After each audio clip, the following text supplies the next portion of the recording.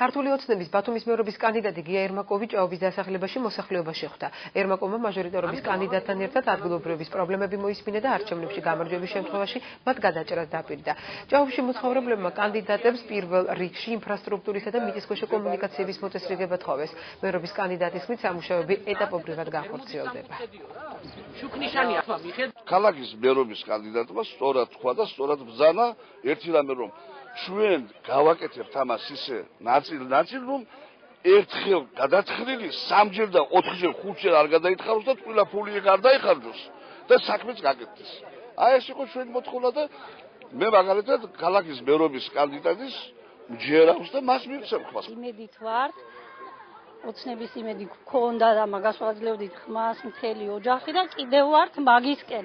ღმერთმა აი იმედი არ მოგვიშალოს და გაემართლებინოს იმასაც და ჩვენ გვერდში დაუდგებით ყველანაირად. ვატყობ რომ ძალიან ბევრი პრობლემა ვთქვათ მერიამდე ვერ მოდიოდა ძალიან ბევრი პრობლემა რომელიც მოდიოდა იჭრებოდა ძალიან ბევრი საკითხი ვთქვათ კიდევ ერთხელ გადაჭრას საჭიროებს და რაც თავარია პირველ რიგში ამ მოსახლეობას რაც აინტერესებდა წლების განმავლობაში იყო პრობლემა ინფრასტრუქტურის, წყალსანიაღვრე სისტემის, საკანალიზაციო სისტემის და წყლის სისტემის.